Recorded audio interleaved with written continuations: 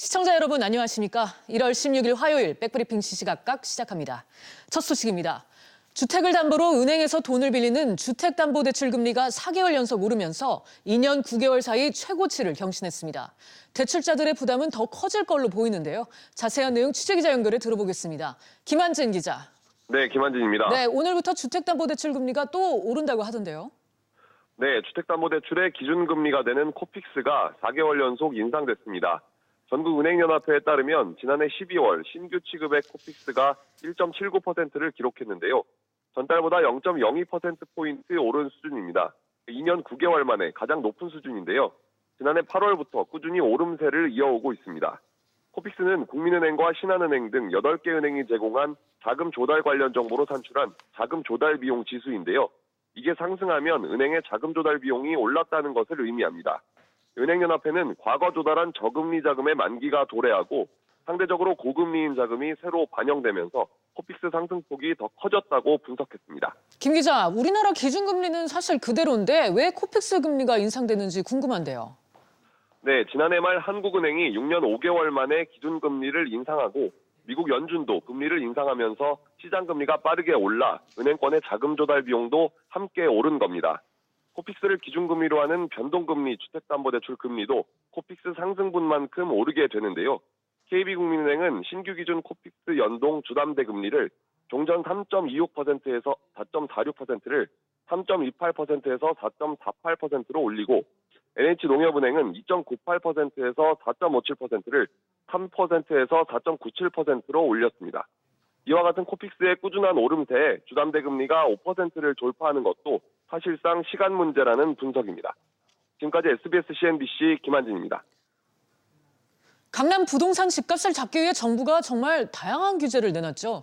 그런데 강남 집값은 잡지 못하고 지방 부동산 침체만 부추기고 있다는 지적이 나오고 있습니다. 청와대는 신중한 시각으로 종합적인 추가 대책을 고려하고 있는 것으로 알려졌습니다. 이광호 기자와 얘기 나눠보겠습니다. 이 기자, 최근 집값 동향이 어떻게 되나요? 네, 말씀하신 것처럼 서울과 지방의 양극화가 좀 심화되고 있는 모양새인데요. 지난 8일 기준으로 서울 아파트의 매매 가격은 전주 대비 0.29% 올랐는데 전국 아파트 가격은 0.05% 오르는데 그쳤습니다. 특히 강남 4구는 서초를 제외하면 모두 보시는 것처럼 서울 평균 상승률을 넘어서는 가격 상승세를 기록했습니다. 당장 수도권만 해도 같은 기간 동안 0.12% 상승에 그친 것처럼 서울이 집값 상승세가 조금 더 두드러지고 있는 모양새입니다. 네, 이 기자, 이 서울하고 지방만 양극화가 심해지는 게 아니라 서울 안에서도 간극이 커지고 있다면서요. 네, 그렇습니다. 강남과 강북 사이의 간극이 좀 커지고 있는데요. 네. 다른 통계 하나를 더 들고 와봤습니다. 표를 보시면 한강 이남 11개구의 평균 집값과 강북 14개구의 평균 집값의 격차를 보여주는 표인데요. 보시는 것처럼 15년, 16년, 17년 들어서 점점 집값 격차가 확대되는 모습을 보이고 있죠. 그래서 2017년 말에는 이 격차가 역대 최대를 기록하기도 했습니다. 이런 것처럼 서울과 지방의 격차, 그리고 서울대에서도 강남과 강북의 격차가 점점 확대되면서 정부 정책이 엉뚱한 곳에만 영향을 주고 있는 것 아니냐, 이런 우려가 나오고 있습니다. 네, 정부가 여러 차례 부동산 대책을 내놨고 또 그중에서는 또 강력한 대책도 있었습니다. 근데 이렇게 의도와 다르게 흘러가는 이유는 뭘까요? 네, 정부의 강력한 부동산 시장 규제가 강남을 제외한 지방의 수급 불안을 일으키고 또 강남 부동산의 희속성만 부각시켰다, 이런 지적이 나오고 있습니다. 네. 무슨 얘기냐면 최근 몇 년 동안 지방에서는 신규 분양된 아파트들이 많았습니다. 아파트들을 많이 짓고 공급 물량이 늘어났는데 그 지난해 부동산 대책이 시행이 되면서 수요가 줄어들고 그게 이제 지방 부동산의 침체로 이어졌다는 얘기인데요. 반대로 강남은 이제 기존의 아파트들이 많이 있고 오래된 아파트들이 많아서 재건축을 통해서 공급 물량을 늘려야 되는데 정부 규제로 재건축 연한이 연장되고 양도세 중과가 시행될 예정이고 이러면서 이제 강남권에서는 오히려 공급 물량이 줄어서 그게 강남 아파트 가격의 고공행진으로 이어지고 있다, 이런 분석입니다. 그렇군요. 이 기자, 시장이 이제 이렇게 굴러가면 정부가 이제 통상적으로 보이는 게 또 추가 대책을 내놓곤 했었잖아요. 이번에는 어떤가요? 네, 이번에는 조금 온도가 달라진 모습을 보이고 있습니다. 청와대 관계자는 어제 강남 4구의 집값 상승을 일반적인 현상으로 판단을 한다면 그렇지 않은 지역에 부작용으로 작용할 수 있다, 이러면서 좀 신중론을 펼치는 모습을 보였는데요. 또 집값이 조금 오른다고 해서 일기 쓰듯이 대책을 발표하지 않는다 하면서 관계수석실에서 전체적인 그림을 가지고 있다라고 덧붙였습니다. 네. 그래서 이미 내놓은 대책이 다수 있고 시행된 지 얼마 안 된 규제들도 있는 만큼 시장 상황을 상황을 좀 지켜보겠다는 의도로 해석됩니다. 네. 이 정부가 내놓은 그동안의 대책들은 어떤 평가를 받고 있나요? 네, 일부 대책에서는 좀 효과가 나타나는 모습을 보였습니다. 네. 대표적인 게 지난해 12월에 발표된 임대주택 등록 활성화 방안인데요. 이 방안은 다주택자들이 시세 차익을 노리면서 지나치게 빠르게 주택을 사고 팔고 또 그 와중에 이제 세입자들의 주거 권리가 침해되는 것을 막기 위해서 이제 시행이 됐는데 당장 그 다주택자들이 8년 동안 주택 거래를 할 수 없게 되기는 하지만 종합부동산세나 양도세 등을 정부가 면세해주면서 임대 등록이 크게 늘고 있는 모습입니다. 네, 알겠습니다. 이 기자 얘기 잘 들었습니다. 부르는 게 값이란 말이 있습니다. 보통 이제 부동산 시장에서는 몰리는 수요에 비해서 공급이 부족할 때 종종 비유되는 말인데요. 당연히 집값은 천정부지로 치솟기 마련입니다. 요즘에 강남의 상황이 딱 그렇죠. 정부의 각종 규제에도 오름세를 유지하는가 싶더니 이제는 펄펄 끓는다 이런 우스갯소리까지 나오고 있습니다. 강남의 현주소 어떻게 봐야 할까요? 조진희 부동산 전문가 모시고 얘기 나눠보겠습니다. 전문가님 어서 오세요. 네, 안녕하세요. 네, 이 질문을 안 드릴 수가 없습니다. 강남 집값 대체 왜 오르고 있는 겁니까? 가장 중요한 게 말씀하셨던 것처럼 그 수요 공급의 논리에 의해서도 전체적으로 이제 서울 시내 특히 이제 강남권역 중심으로 해서 재건축 진행되다 보니까 계속 공급이 모자랄 것이라는 거에 대한 관망세, 그다음에 또 한 가지는 주변 그 아파트 가격들이 천정부지로 오르다 보니까 네. 미래에 대한 가치 기준 때문에 오히려 더 투자를 하자라는 쪽으로 몰리는 수요들 때문에 그렇다고 보시면 될 것 같습니다. 네. 그러면은 실제로 지금 얼마나 오른 상황이죠? 보통 이제 그 서울 아파트 평균 가격이 한 0.57% 상승했다고 하는데 그 송파 지역이 1.19%, 강남이 1.03%였습니다. 거의 평균치보다 2배가 올랐습니다. 근데 가격을 놓고 본다면은 2017년 12월 기준으로 했었을 때 강남권역의 아파트 평균 가격이 8억 9천만 원대, 그다음에 강북 지역이 4억 6천만 원대였습니다. 통계적으로 봤을 때 2013년 12월 이후 부동산 경기가 회복되었다고 했었을 때 2014년부터 2017년도까지 강남의 아파트 가격은 거의 42% 상승했고요. 강북 지역은 29% 정도 상승을 했습니다. 그러다 보니까 상대적으로 강남 지역의 상승폭이 크다 보니까 그거에 대한 기대치가 계속 눌리고 나올 수밖에 없는 상황들입니다. 네. 이렇게 뛰는 호가가 실거래가로 이어질 수 있다고 보십니까? 예, 가장 지금 위험한 요소들이 보통은 저희가 통상적으로 국토교통부 실거래가 기준으로 했을 때 거래량도 굉장히 중요해서 네. 거래량이 뒷받침되지 않는 이른바 호가 기준에서 가격을 책정하진 않았습니다. 근데 최근 들어서 이제 압구정 현대를부터 시발점을 볼 수가 있는데요. 네. 통상적으로 그 압구정 현대 같은 경우는 6천 세대가 넘는 대규모 단지입니다. 근데 그 단지 안에서의 실제 매물도 10세대가 안 되고 또 계약을 하러 갔을 때는 계약 취소율도 높고 네. 특히 계약금을 받았던 거를 2배를 위약금을 주더라도 해약을 하는 사례가 나오기 시작하면서 그렇군요. 오히려 지금은 더 가야 되지 않겠느냐 시장 반응들이 나오고 있는 상황이라고 보시면 될 것 같습니다. 네, 정말 끝을 모르고 치솟고 있다 이런 표현으로도 대체가 안 될 것 같은데 더 놀라운 건 경매 시장입니다. 매수 심리가 얼어붙으면서 전국 경매 시장에 찬바람만 부는데 유독 강남 상공만 지금 고공행진을 하고 있는 그런 상황이거든요. 어떻게 보셔요? 예, 제가 지난주 1월 18일 날 중앙지법에서 입찰을 참여해 봤는데요. 아, 네.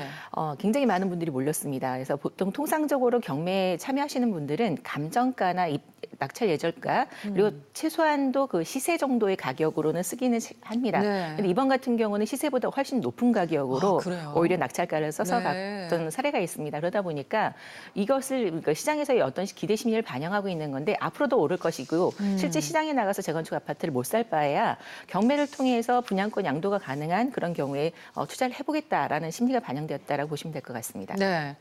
뭐 상황이 이렇다 보니까 뛰는 강남 집값에 대해서 다양한 원인 분석이 나오고 있습니다. 그렇죠? 네. 가장 큰 것 중에 하나가 아무래도 강남권역 중심으로 해서 이제 안전적인 자산 그리고 유동화가 될 수 네. 있는 자금들이 아직 시중에 굉장히 많이 남아 있습니다. 근데 아까 뭐 가계담보대출도 금리 상승을 얘기를 하고 있는데 실제 수신금리가 뒷받침돼주지 않다 보니까 그 투자처에 대한 대처처는 계속 요구가 나오고 있는 상황이고요.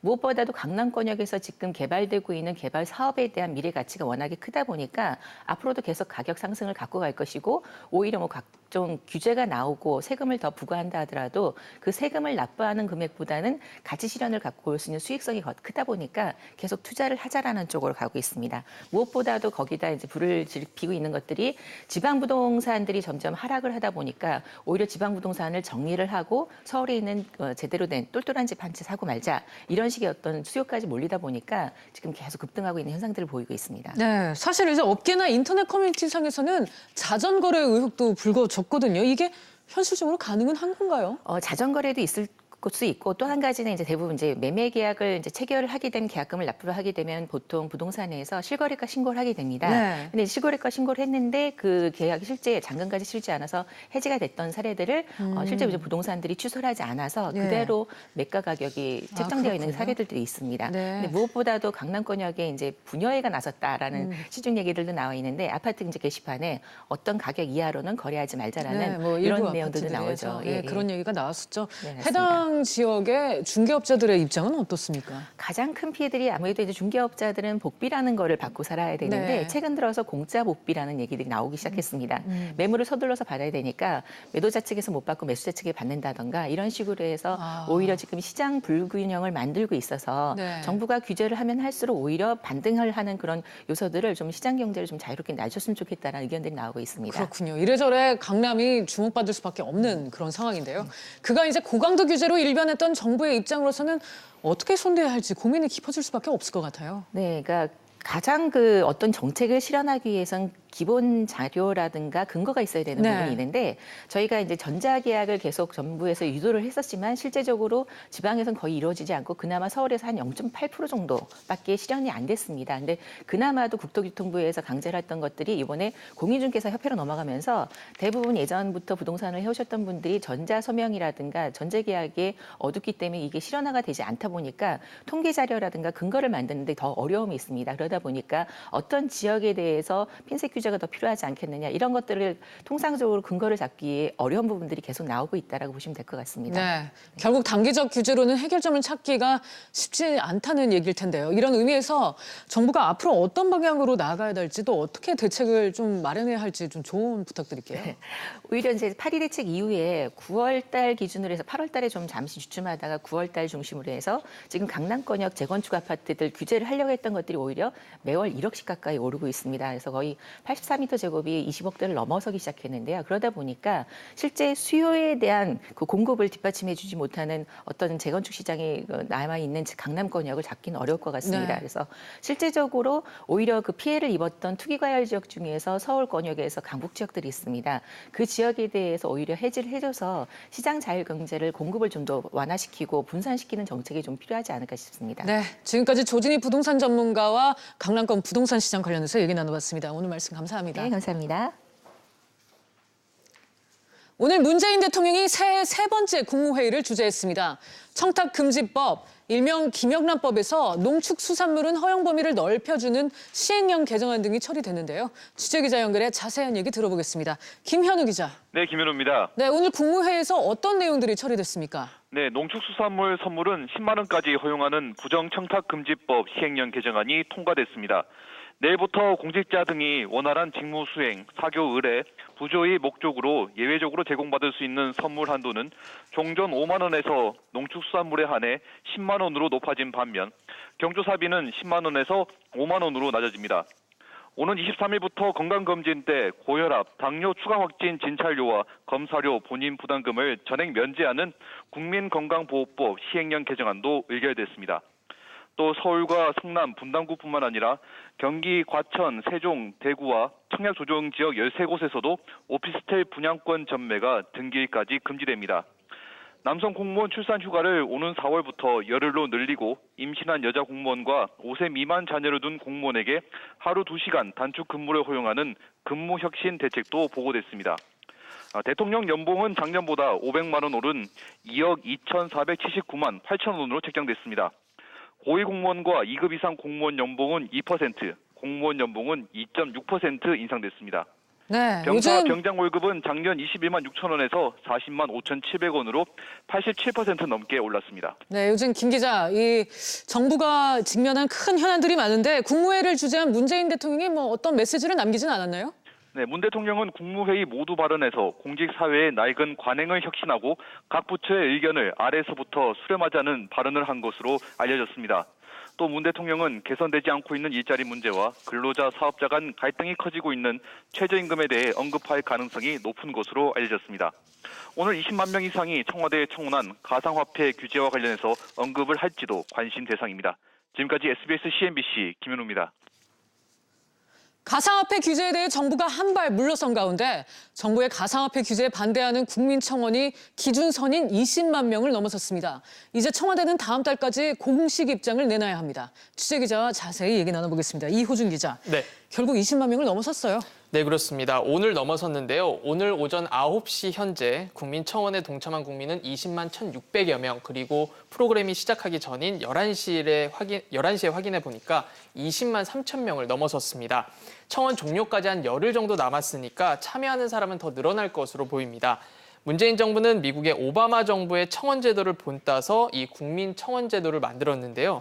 한 달 동안 20만 명 이상 청원에 동참하면 관련 장관이나 청와대 수석이 공식 답변을 해야 하는 구조입니다. 네. 안 그래도 이 청원 제도가 네티즌들 사이에서 인기가 많은 것 같은데 20일 만에 20만 명이 청원에 참여할 정도다. 그만큼 이제 국민적 관심이 뜨거운 것 같습니다. 실제로 가상화폐 앱 사용자도 많이 늘었다면서요. 네, 그게 조사로 확인이 되고 있습니다. 가상화폐 시장은 개폐장 시간이 따로 없어서 24시간 거래가 가능하고 또 가격이 급등락했을 때 잠시 거래를 중단하는 장치도 없습니다. 그렇다 보니까 하루 종일 시세를 들여다볼 수밖에 없는데요. 관련 스마트폰 앱 사용자들도 급격히 늘어나고 있습니다. 앱 분석업체에 따르면 지난주 가상화폐 관련 앱을 사용하는 사람이 196만 명으로 집계가 됐습니다. 11월 초와 비교하면 석 달도 안 돼서 14배 늘어난 겁니다. 이 조사는 구글 안드로이드 폰 사용자를 대상으로 한 조사이기 때문에 아이폰 사용자까지 포함하면 더 많을 것으로 보입니다. 네, 현실이 이렇다 보니까 정부는 어제 이제 가상화폐 거래소를 폐지하겠다 이런 입장에서는 물러선 것 같아요, 그렇죠? 네, 그렇습니다. 어제 정부는 실명제를 실시하고 가상화폐 거래소 폐지는 추후 정부 협의를 통해서 결정을 하겠다고 했습니다. 한마디로 강경 방침에서 한 발 물러선 셈인데요. 정부 내 혼선으로 시장에 큰 혼란까지 야기가 되면서 국무조정실에서 조율에 나선 겁니다. 지금의 투기는 막으면서 가상화폐 거래는 지켜보고 산업에 도움이 되는 블록체인 기술은 발전시킨다는 취지인데요. 우선 실명제 전환을 통해서 투기는 바로잡겠다는 것이 정부의 입장입니다. 네, 이 기자. 하지만 여전히 이 강경 방침에 대한 이 여지는 남겨둔 것 같아요, 그렇죠? 네, 그렇습니다. 오늘 오전 김동연 부총리는 한 라디오 방송 프로그램에 출연해서 가상화폐 거래소 폐쇄도 하나의 옵션이다라면서 정부가 종합대책을 마련하겠다라고 밝혔습니다.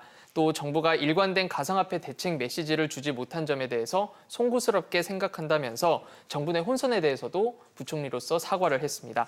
어제 최종구 금융위원장도 욕을 먹더라도 정부가 할 일은 해야 한다면서 이 강경 조치의 여지는 남겨두는 발언을 했는데요. 정부는 일단 전면 금지보다는 합리적인 규제로 가닥을 잡은 만큼 추후에 정부 종합대책과 청와대 답변을 기다려야 하는 상황입니다. 네, 거래소 폐쇄라는 가장 강력한 처방 아직까지는 가능하다 이런 해석인데 분명한 거는 아직까지도 정하지는 않은 것 같습니다. 그렇죠? 네, 그렇습니다. 네, 지금까지 이호준 기자와 얘기 나눠봤습니다. 잘 들었습니다. 대우건설 본입찰이 임박하면서 산업은행의 고심이 깊어지고 있습니다.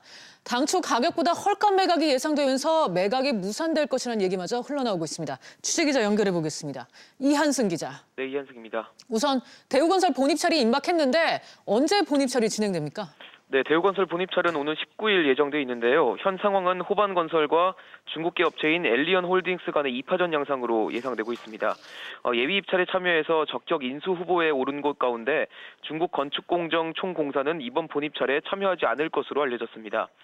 당초 엘리언은 재무적 투자자로 참여할 것으로 예상이 됐었지만 이 중국 공정공사가 빠지면서 전략적 투자자로 돌아선 것으로 전해졌습니다. 네, 이 기자, 시장의 관심사는 사실 가격입니다. 본입찰 가격 어떻게 예상되고 있습니까? 네, 일단 호반건설이 제안하는 최종 인수가는 그 예비 입찰 당시에 제안했던 1조 4천억 원 안팎이 될 것으로 예상되고 있습니다. 호반은 몇몇 재무적 투자자로부터 투자 확약서를 받은 상황이긴 하지만 일단 본입찰에는 자기 자본으로만 참여할 것으로 보입니다. 엘리언은 지난 2012년 세운 중국 국영투자회사인 CNIC 코퍼레이션이 100% 지분을 가진 자회사인데요. 현재로서는 엘리언이 호반건설보다 다소 높은 가격을 제시할 것이라는 전망이 우세한 상황입니다. 네, 그런데 이 기자, 헐값 매각 논란이 불고 있던데 왜 그런 건가요? 네, 일단 우선 산은이 그 대우건설에 투입한 자금에 비해서 이 매각 대금이 현저하게 낮을 것으로 예상되고 있기 때문인데요. 어제 기준으로 대우건설 종가는 주당 5,850원으로 산은이 투입한 주당 가격의 15,000원의 3분의 1 수준까지 떨어졌습니다. 산은이 손해를 감수하더라도 대략 2조 원 정도는 받아야 하는데 이 호반건설이나 엘리언이 제시할 것으로 예상되는 가격은 이보다 훨씬 더 낮은 겁니다. 게다가 현재 엘리언으로 대우건설이 넘어갈 경우에는 이 국내 시공 1위 업체가 중국 업체에 넘어가는 셈인데다가 금호타이어 매각을 통해서 중국계 투자자와 갈등을 겪었다는 점 역시 이 산은에게는 적지 않은 부담이 될 것으로 보입니다. 게다가 대우건설이 신반포 제15차 재건축 시공권을 따내기 위해서 조합원들에게 금품을 건넨 의혹과 관련해 이 검찰이 압수수색을 펼쳐서 몸가 몰리기도 쉽지 않다는 지적도 나오고 있습니다. 그래서 산업은행이 이 가격 차이를 좁히지 못할 경우에는 이 최종 매각을 보류할 수 있다는 얘기까지도 흘러나오고 있는 겁니다. 나아가서는 우리은행 방식으로 지분을 쪼개서 과점주주 형태로 매각을 추진할 수 있다는 전망까지도 나오고 있는데요. 결국 최종 매각 결과가 나오는 오는 23일을 지켜봐야 할 것으로 보입니다. 지금까지 SBS CNBC 이한승입니다.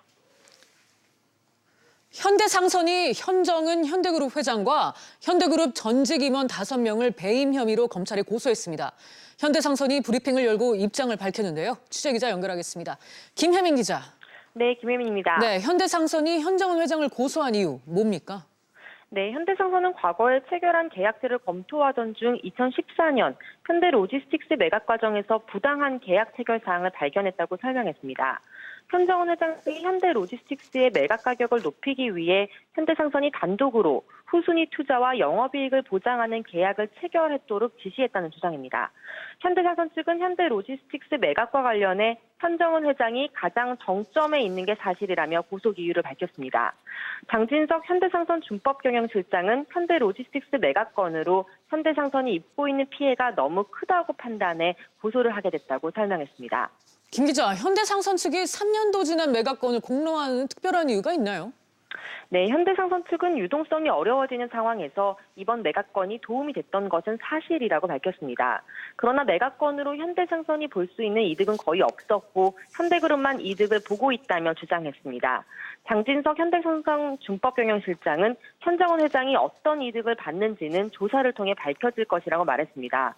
또한 법률 전문가들이 매각건을 검토한 결과 혐의가 분명히 있다고 판단해 고소를 하게 됐다며 정치적인 의도는 없다며 선을 그었습니다.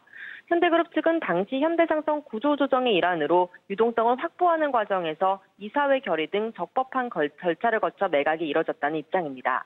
지금까지 SBS CNBC 김혜민입니다.